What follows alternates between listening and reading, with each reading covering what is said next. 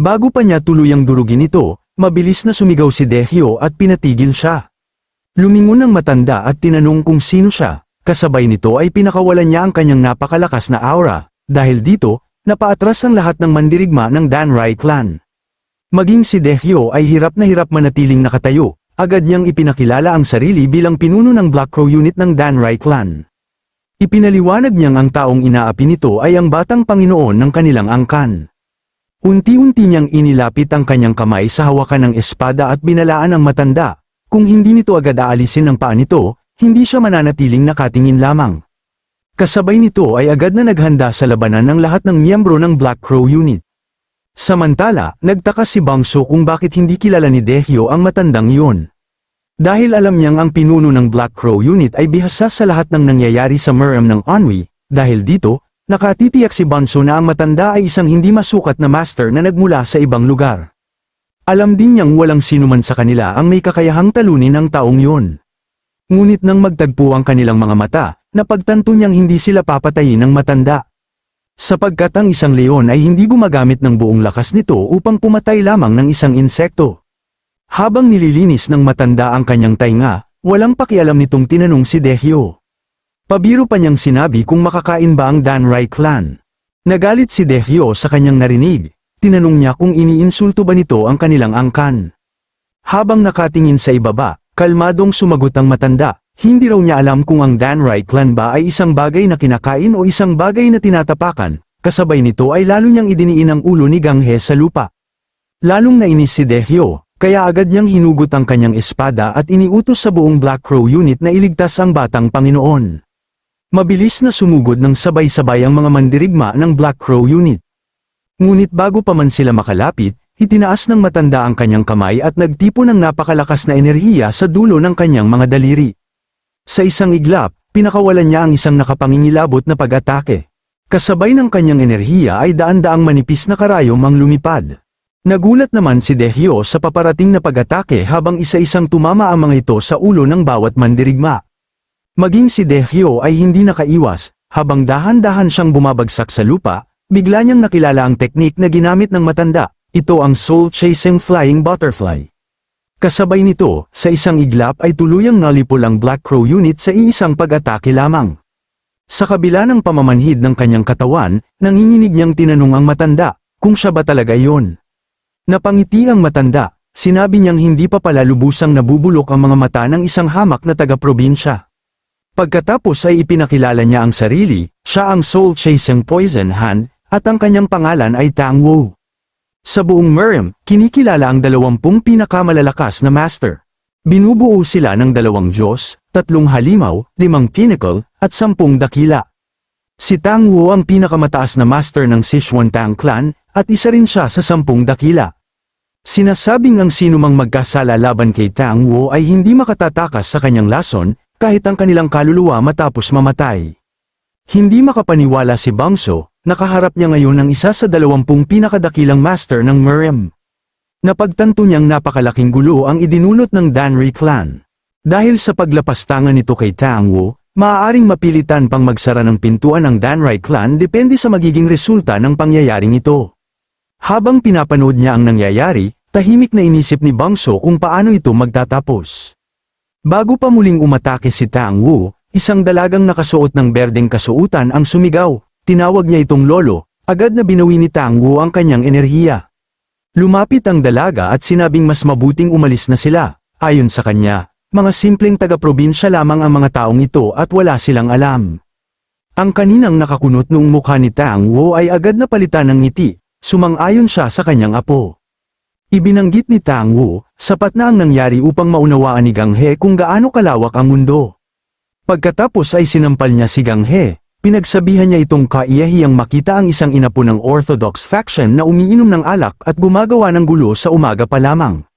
Sinabi rin ni Tang Wu sa kanyang apo na karaniwan ay hindi siya nagpapakita ng awa, ngunit hindi niya maatim na maging ganoon kalupit sa isang bata ng Orthodox faction. Pagkatapos ay tumingin siya kay Dehyo. Sinabi niyang iparating kay Ganghe na hindi ito mamamatay sa katandaan kung patuloy itong manghaharas ng mga babae. Tinanong niya si Dehyo kung naunawaan ba nito ang kanyang sinabi.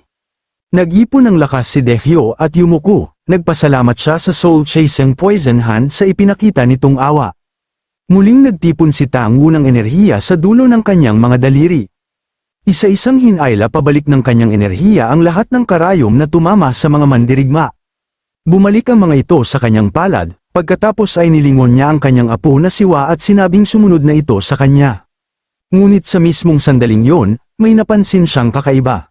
Lumampas ang kanyang tingin sa mga mandirigma ng Danrai clan at itinuon ang kanyang paningin kay Bangsu. Matiim niyang pinagmasdan ang mga mata nito, pagkatapos ay sinabi niya sa kanyang apo manatili muna siya rito. Nagtaka si Wa kung bakit ganoon ang sinabi ng kanyang lolo. Samantala, dahan-daang naglakad si Tang Wu papunta kay Bangsu. Dahil dito nagulat siya dahil hindi niya inaasahan na lalapit ang dakilang master sa kanya. Nagtaka siya kung bakit siya ang pinili nito. Paglapit ni Tang Wu, nagtanong si Wa sa kanyang lolo kung ano ang nangyayari. Binanggit ng soul-chasing poison hand na wala naman itong espesyal na dahilan, may nais lamang siyang itanong sa batang ito. Lalong nagtaka si Bangsu, inisip niya kung ano ang itatanong na matanda sa kanya. Tinanong siya ni Tang Wu kung ano ang kanyang pangalan. Nanatili siyang tahimik habang nagugulat sa nangyayari. Dahil dito ay nainis ang matanda, kaya itinaas nito ang isang daliri at muling sinabi na pangalan lamang ang kanyang itinatanong. Ngunit hindi pa rin nagsalita si Bangsu, tinitigin lamang niya ng diretso ang mga mata ni Tang Wu. Habang papalapit na ang pagkainis ng matanda, mabilis na tumayo si Dehyo. Ipinaliwanag niyang si Bangsu ay isang tagapag-alaga ng kabayo at hindi ito nakapagsasalita. Nagulat si Tang Wu, hindi niya inaasahang pipi pala ang batang ito. Muli niya itong pinagmasdan ng mabuti at napansin ni Bangsu ang titig ng matanda sa kanya. Alam niyang sinusuri siya nito, para bang may mahalagang kayamanang nakikita ang matanda sa kanyang harapan. Dahil dito, naisip niya na kung si Tang Wu ay tiningnan siya na isang kayamanan ay isa itong pambihirang pagkakataon. Pagkakataon upang tuluyan na niyang iwan ang katauhan ni Sosem, ang simpleng tagapag-alaga ng kabayo. Kalmado niyang pinakawalan ang kanyang nakatagong bloodlust. Nang maramdaman ito ni Tang Wu, mabilis niyang hinawakan ang kanyang pulsuhan at ipinasok ang sariling enerhiya sa katawan ni Bangsu. Bigla siyang napahalakhak, pagkatapos ay lumingon siya kay Dehyo at tinanong kung papunta ba sila sa Namgang clan. Sumagot si Dehyo na oo, ipinaliwanag niyang pupunta sila roon para sa isang kasunduang pangkasal. Tinanong naman ni Tang Wu kung ano ang tungkulin ni Bangsu sa kanilang angkan. Sinabi ni Dehyo na isa lamang itong tagapag-alaga ng kabayo, at siya ang nag-aalaga sa Fergana horse na ihahandog nila sa Namgang clan. Napangiti si Tang Wu, tinanong niya kung maaari ba niyang kunin si Bangsu. Nagulat si Dehyo, ipinaliwanag niyang walang ibang makakakontrol sa Fergana horse kapag wala si Bangsu. Napaisip si Tang Wu, na ang kailangan lamang nilang gawin ay may hatid ang kabayo sa Namgang clan. At masaya niyang idineklara na pagkatapos nito ay siya na ang kukuha kay Bangsu. Tiniyak pa niyang siya mismo ang makikipag-usap sa Namgang clan. Handa rin siyang sumulat ng liham para sa pinuno ng Danrai clan at magbigay ng kabayaran kapalit ng batang yan, pagkatapos ay tinanong niya kung ayos lamang yun. Nais sanang tumutol ni Dehyo, ngunit nang makita niya ang nakakatakot na tingin ni Tang Wu, agad siyang natahimik. Binanggit niyang ang totoo ay balak din nilang iharap si Bangsu sa pinuno ng Namgang clan kasama ng kabayo, dahil dito ay wala na siyang nagawa kaya malaya na itong ibinigay kay Tang Wu. Malakas na tumawa ang matanda, sinabi niyang napakaganda niyon habang napahawak na lang si Dehyo sa kanyang ulo. Habang naglalakad siya paalis, nilingon niya si Dehyo at inutusang sumunod. Sa sandaling yun ay tahimik niyang pinagmamasdan si Bangsu at halos madurog sa galit ang kanyang mukha. Pagkatapos ay agad niyang iniutos sa kanyang mga tauhan na dalhin si Ganghe sa manggagamot, samantala, ang natitirang miyembro ng Black Crow Unit ay magpapatuloy na sa kanilang paglalakbay. Tahimik lamang na pinanood ni Bangsu si Dehyo habang pilit nitong pinapakalma ang sarili, alam niyang hindi kailanman inasahan ng pinuno ng Black Crow Unit na makakaharap niya ang soul-chasing poison hand. Pagsapit ng gabi, dumating ang Black Crow Unit sa isang bahay panuluyan. Itinaas ni Dehyo ang kanyang kamay at sinabi na doon muna sila magpapalipas ng gabi. Habang abala ang lahat sa pagkain at pag-inom, tahimik na naman naupo si Bangsu sa kwadra kasama ang kanyang kabayo. Napaisip siya kung gaano nakalaki ang naging pag-unlad ng paggamit niya sa kanyang inventory matapos ang laban nila sa Black Society. Sa ngayon, kaya na niyang ilabas o ipasok ang laman nito sa loob ng halos 1 metrong saklaw sa paligid ng kanyang katawan. Napaisip siya kung lalaki pa ang saklaw na yun sa pamamagitan ng patuloy na pagsasanay. Kung mangyayari yun, Maaari niyang ilabas ang mga espadang o mga bangkay na nasa loob ng kanyang inventory at gamitin ang mga yon bilang sandata. Ngunit alam niyang hindi pa sapat ang bilis nito, madali pa ring makakaiwas ang isang tunay na master habang tinitingnan ang kanyang kamay na naputol sa laban. Dumampot siya ng buhangin mula sa lupa at ginamit ang kanyang inventory. Pagkatapos ay ibinuhos niya ito sa lupa at agad na naimbak ang buhangin. Matapos niyang gawin yun at sa isang iglap, muling lumitaw ang buhangin sa kanyang palad. Napangiti si Bonso, inisip niyang mas bihasa na siya sa paggamit ng kakayahang ito. Alam niyang marami pa itong maaaring paggamitan, kaya isinubo niya ang buhangin at agad na nilunok. Bago pa ito makarating sa kanyang tiyan, ginamit niya ang inventory sa loob mismo ng kanyang katawan. Agad na wala ang buhangin at lumabas ito sa labas ng kanyang katawan. Doon niya napag-alaman na anumang bagay na makapasok sa kanyang katawan ay maaari rin niyang ilipat sa kanyang inventory. Sa kanyang isipan, isa itong banal na kakayahan. Tinawag niya ang teknik na ito bilang Inventory Divine Art. Habang iniisip niya yon, may narinig siyang mga yabag na papalapit sa kwadra. Nagmamadali itong lumapit sa kwadra, halatang naiinis at hindi makapaniwala sa ginawa ng kanyang lolo. Ang dumating pala ay si Wa, na agad pumasok sa kwadra kung nasaan si Bangsu. Nagtataka siya kung bakit gusto ng kanyang lolo na ipatawag siya sa ganoong oras. Nakiusap siya kay Bangso na sumunod ito sa kanya habang tahimik siya pinagmamasdan nito. Pagpasok nila sa bahay panuluyan, napatingin sa kanila ang lahat ng naroon. Inihatid ni Wa si Bangso hanggang sa silid ng matanda. Pagpasok nila, nakita nilang nakaupo si Tang Wu sa lotus position. Agad niyang inutusan niya si Bangso na umakyat sa plataporma sa kanyang harapan at umupo ng nakaekis ang mga paa. Tahimik naman na sumunod si Bangso sa sinabi ng matanda at umupo siya sa plataporma gaya ng inutos sa kanya. Pagkatapos ay sinabi ni Tang Wu, habarin ang kanyang mga damit. Tahimik na hinubad ni Bangso ang kanyang kasuutan at umupong hubad sa harapan ni Tang Wu at ng kanyang apo. Habang may kinukuha siya mula sa ilalim ng kanyang damit, nakangiti niyang sinabi na hindi naman masama ang hubog ng kanyang katawan. Pagkatapos ay inilabas niya ang isang kaong naglalaman ng Dragon Phoenix Golden Needles. Dahil dito nagulat si Wa, tinanong niya ang kanyang lolo kung ano ang balak nitong gawin. Sa halip na sumagot, malakas na ibinagsak ni Tang Wu ang kahon sa sahig upang patahimikin siya. Pagkatapos ay tinanong niya si Bangso kung alam nito ang kasabihang Gaiyul Wawiji. Ipinaliwanag niyang ang ibig sabihin nito, ay ang orange na tumutubo sa huainan ay nagiging mapait na trifoliate orange kapag itinanim sa hilaga. Agad na naunawaan ni Bangso ang nais ipahiwatig ng matanda. Ang huainan ay tumutukoy sa Danrai clan, at ang Waibei naman ay ang Tang clan habang ang dalanghita ay walang iba kundi siya mismo.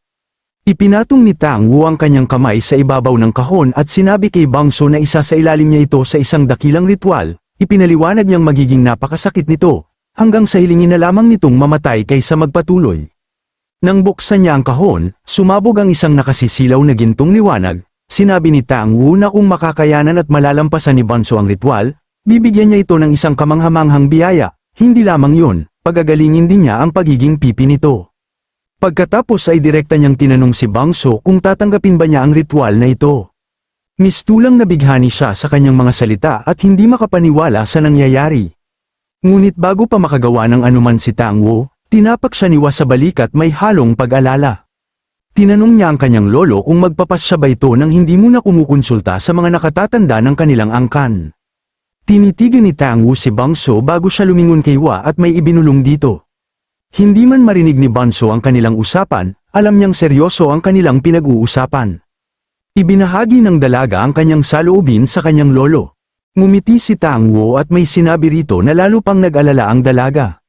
Tahimik lamang na pinanood ni Bangso ang pag-uusap ng dalawang martial artist. Bagamat hindi niya naririnig ang kanilang usapan, mabilis niyang naunawaan ang kanilang pinag-uusapan. Matapos kumbinsihin ang kanyang apo, humarap si Tang Wu kay Bangso.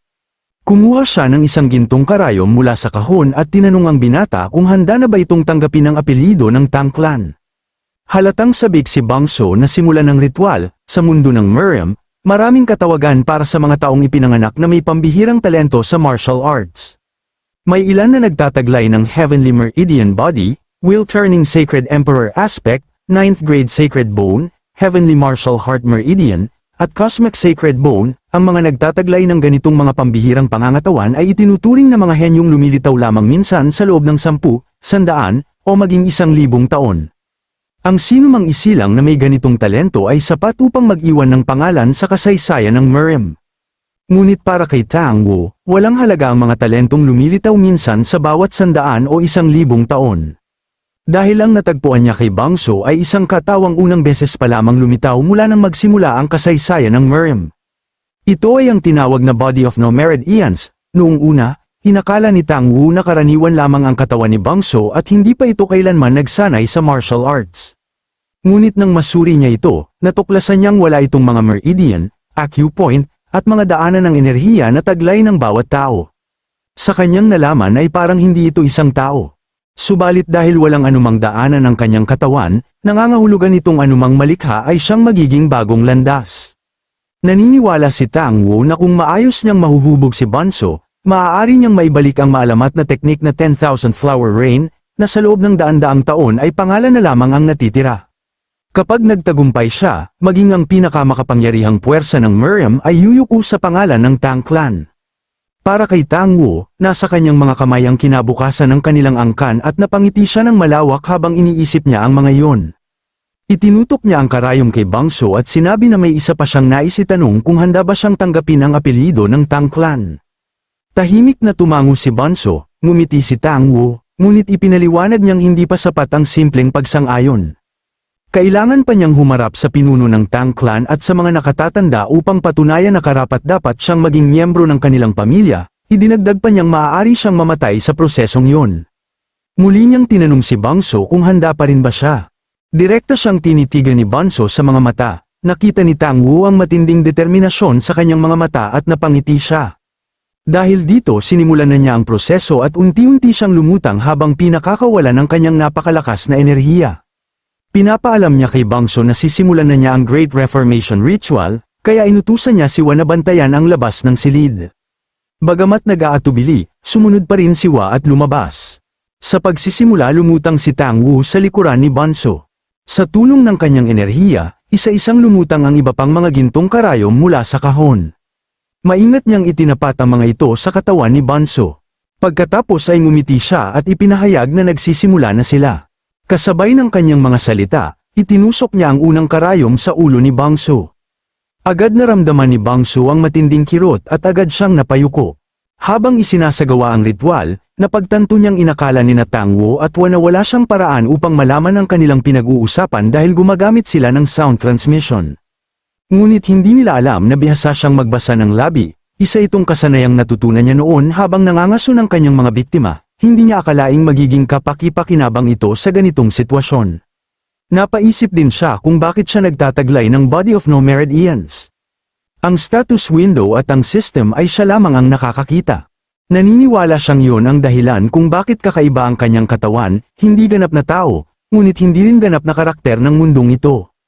Dahil walang alam si Tang Wu tungkol sa system, nakabuo ito ng sariling paliwanag tungkol sa kanyang katawan. Napagtanto ni Bangso na ang kailangan lamang niyang gawin ay gampanan ng papel na ibinigay sa kanya habang dahan-dahan siyang napapikit. Makalipas ang ilang minuto, naipasok na ni Tang Wu ang huling karayom sa katawan ni Bangso. Lalong nakumbinsi ang matanda na ang katawan ng batang ito ay isang himalang hindi na muling lilito sa mundong ito. Bagamat pansamantala lamang niyang nilikha ang mga acupoint ni Bangso, napansin niyang walang anumang bar sa daloy ng chi at dugo nito. Sa katunayan, maraming ulit na mas mabilis ang pagdaloy ng kanyang chi kaysa sa karaniwang martial artist, lalong tumibay ang paniniwala ni Tang Wu na nakatagpo siya ng isang walang kapantay na henyo. Pagkatapos ay ginamit niya ang kanyang enerhiya upang buksan ang isang lihim na kompartimento sa loob ng kahon. Sa loob nito ay may isang kakaibang centipede goo. Naniniwala si Tang Wu na kailangan niyang maging maingat. Ayaw niyang maaga ng iba ang napakahalagang kayamanan na natagpuan niya. Kaya bilang paghahanda sa anumang maaaring mangyari, nagpasya siyang maglagay ng goo sa loob ng katawan ni Bangso. Gamit ang isang karayom, maingat niyang inilagay ang goo sa kanyang tainga. Sa kanyang isipan, kung hindi man niya makuha ang gusto niya balang araw, mas gugustuhin pa niyang wasakin ito kaysa mapunta sa ibang tao. Patuloy niyang ibinuhos ang kanyang enerhiya sa katawan ni Bangso habang paulit-ulit na binabago ang pwesto ng mga karayom. Nagpatuloy ang ritual hanggang sa sumikat ang araw kinabukasan. Sa wakas ay ngumiti si Tang Wu sapagkat natapos na ang ritual. Masaya niyang sinabi kay Bangso na hindi na siya ang tagapag-alaga ng kabayo ng Danrai clan, mula ngayon, isa na siyang miyembro ng pinakadakilang angkan sa Sichuan. Magalang na yumuko si Bang So bilang pagsang-ayon. Pagkatapos ay sinabi ni Tang Wu, na mula ngayon, ang pangalan mo ay Tang Sam. Ngumiti si Bang So at buong puso niyang tinanggap ang kanyang bagong pangalan. Samantala nakatulog naman si Hua habang makikitang lumabas si Bang So sa silid na nakasuot na ng kasuotan ng Tang Clan, sa labas ng pintuan ay nakita niyang nagpapahinga si Hua. Hindi niya ito pinansin at tahimik na lumabas ng bahay panuluyan. Pagdating niya sa labas, agad niyang ginamit ang kanyang inventory, mula rito ay inilabas niya ang go na itinanim ni Tang Wu sa kanyang katawan. Mahigpit niya itong dinurog sa kanyang kamay, pagkatapos ay napangiti siya dahil naisip niya na wala na ang pipi na tagapag-alaga ng kabayo ng Danrai clan. Tumingala siya sa sumisikat na araw at iniunat ang kanyang dalawang kamay, pagkatapos ay sinabi niya na mula ngayon ay siya na si Tang Sam ng Sichuan Tang clan, naniniwala siyang ang bagong katauhang ito ang magiging bagong pakpak na magdadala sa kanya sa mas mataas na antas. Ngunit ang hindi alam ni Tang Wu, tinanggap na pala ng Tang clan ang isang tunay na halimaw sa kanilang pamilya.